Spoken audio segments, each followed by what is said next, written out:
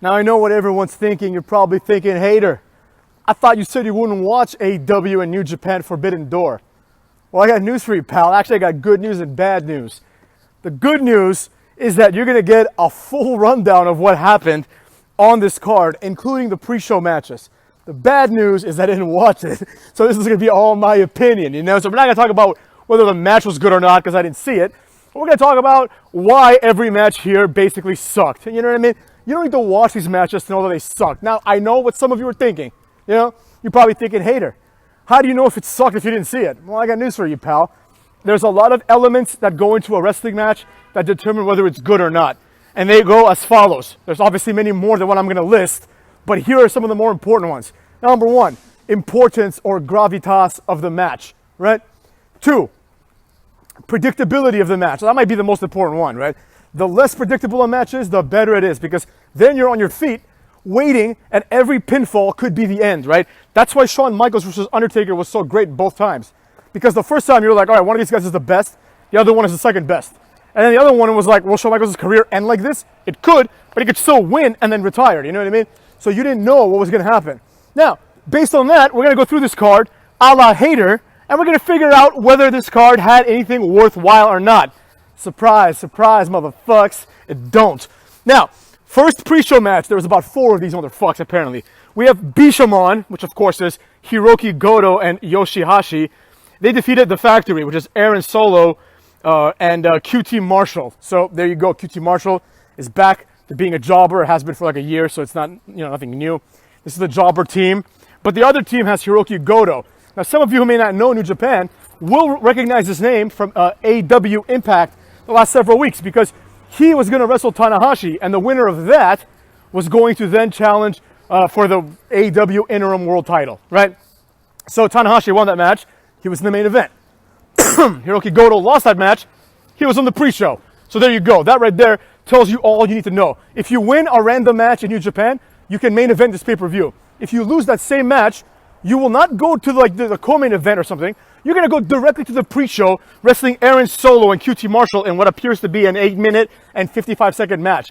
These are the same kind of guys that would get squashed 2-on-1 against like Lance Archer in 2 minutes, but it is what it is, right? Next up, speaking of Lance Archer, we have Lance Archer versus Nick Comoroto. Okay, this is a complete throwaway match. This shouldn't be like on the card at all. There's no New Japan element here. I guess Lance Archer is representing Suzuki-gun now because he's in New Japan, kinda. So there's that, but who cares? Then we have the worst tag team in the history of tag teams, Swerve in Our Glory, which is Keith Lee and Swerve Strickland, also known as Isaiah Swerve Scott. I mean, Swerve in Our Glory is just something that like you come up with when you buy WWE 2K and you want to make a makeshift tag team.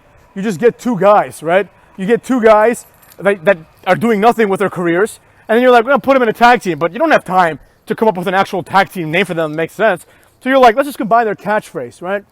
And that's how you get Swerve in Our Glory. It's like that time, if anyone remembers, when Big Show and Billy Gunn were tag teaming. Remember that? Remember that, motherfuckers? You know what I'm saying? And they wanted to be the Shoguns, right? Because they just took like one of the words, show, another word, gun, and they became the Shoguns. And their entire storyline, it was very brief and not eventful, was what will they name their tag team, right? Because Shoguns was admittedly a stupid name. So there you go. They defeated, it looks like Suzuki-gun, which was made up of El Desperado and Yoshinobu Kanemaru. These 2 guys, they're both like cruiserweight wrestlers. You know, Swerve Strickland is like a bigger cruiserweight, and Keith Lee is a super heavyweight. So this match could have only gone one way, and that's the way it went.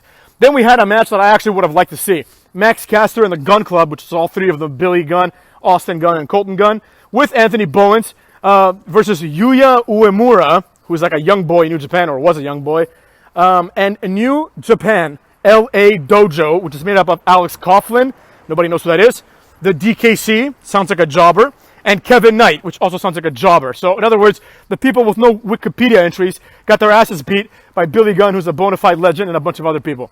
Next up, we have Minoru Suzuki and Jericho Appreciation Society.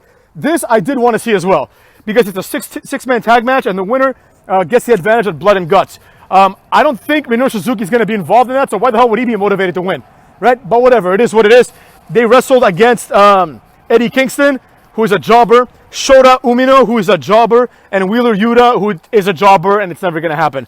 And they won in a 19-minute match. Maybe this was a good match.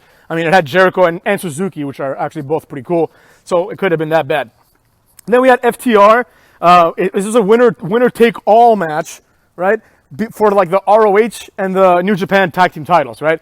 Clearly, the people in charge want FTR to basically win every title there is to win in terms of, tag team wrestling, right? Now, they haven't won the big one, in my opinion. I know they've been both SmackDown and Raw tag team champions.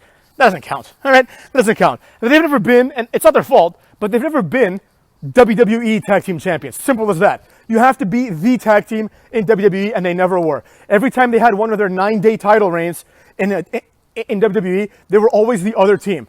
It was either like they were champions on Raw and New Day was champions on SmackDown, or they were like champions on SmackDown and like New Day or someone, or Usos or someone good was actually the champions in the other show. So they were never the top tag team there, so I don't really give a damn if they win the ROH titles. Furthermore, it's a winner-take-all, and I understand in this case all means all the titles involved in this match, but this doesn't crown them the best tag team. They're not AEW tag team champions, And this is an AEW show. So, right after that, not right after that, but eventually, after FTR beat the United Empire, just Great O-Khan and Jeff Cobb and Roppongi Vice, which are a jobber tag team, they were never really like a tag team in New Japan that wrestled for the IWGP World titles. They were the junior tag team, but whatever. It's not here nor there. Shortly thereafter, the Young Bucks wrestled, right? So it's like, what are the announcers going to say then?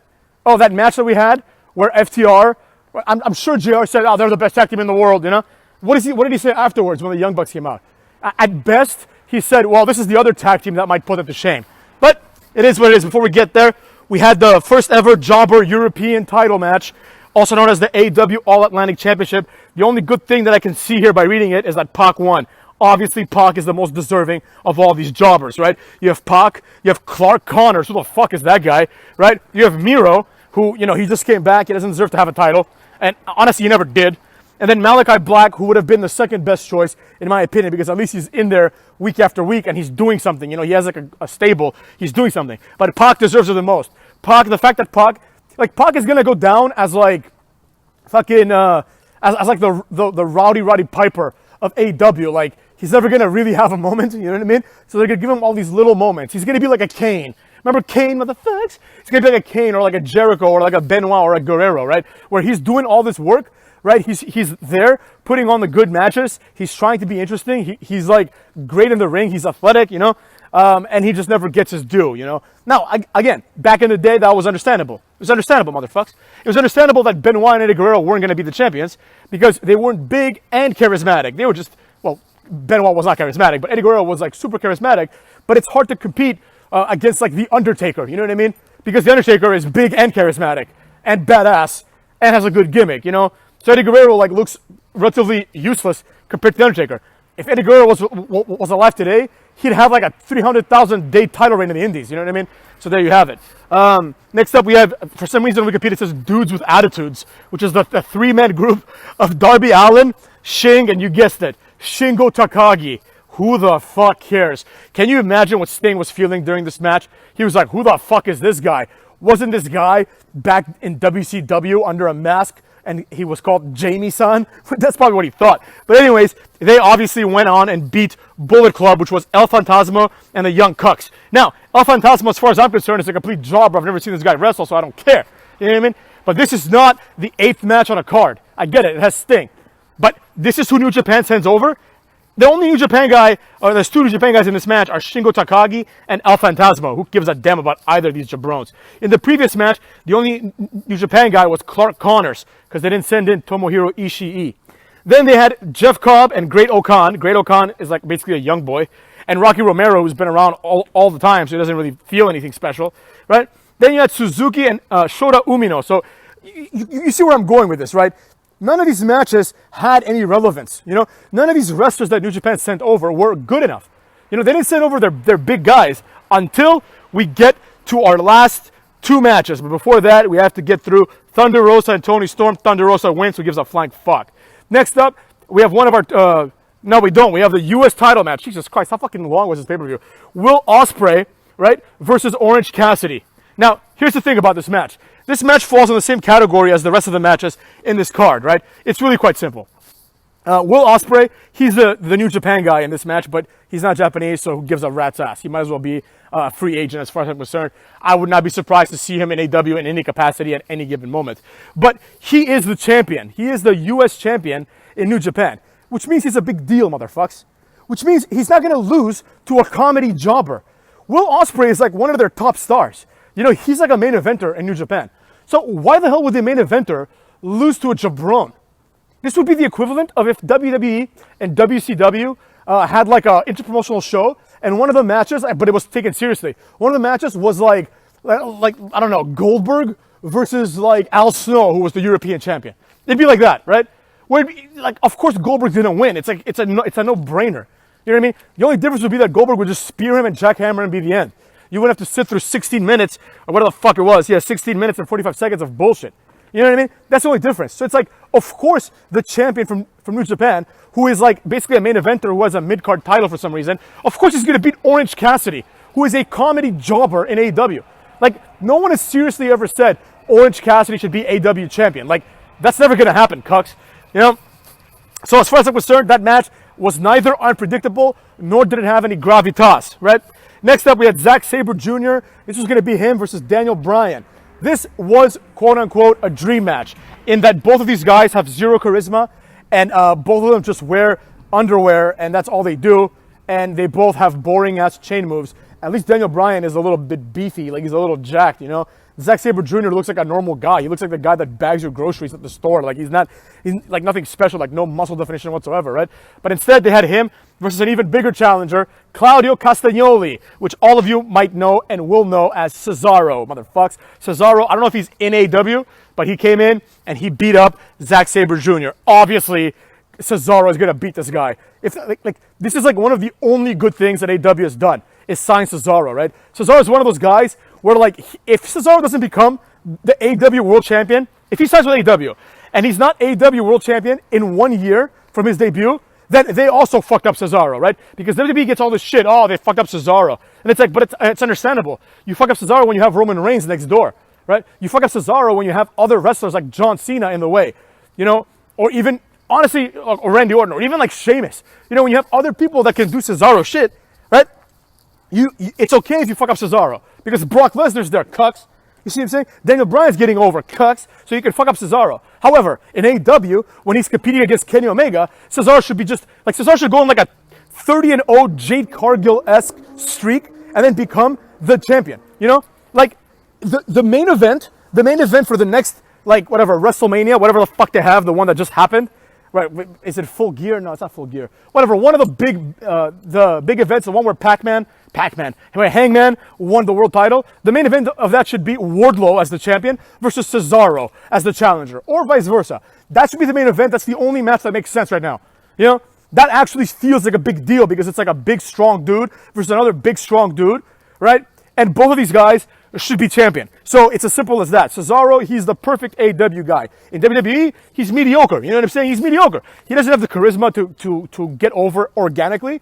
He needs to be given things, and they didn't give it to him. You know, is it a tragedy? Yeah, out of everyone that's been, like, you know, released by WWE and hasn't been used well, quote unquote, he's the only one, in my opinion, that has any standing to go out to the ring and say, they misused me. Like, he can say that. Swerve Strickland can't say that. You know what I'm saying? So Cesaro, of course, beats this jobber, Zack Sabre jobber, and he's gone, right? Next up, we have the two main event matches, which are both meaningless matches. Here's why. Number one, first of all, we have Jay White versus Hangman Adam Page versus Kazuchika Okada, also known as Okado from TNA, and Adam Cole, baby.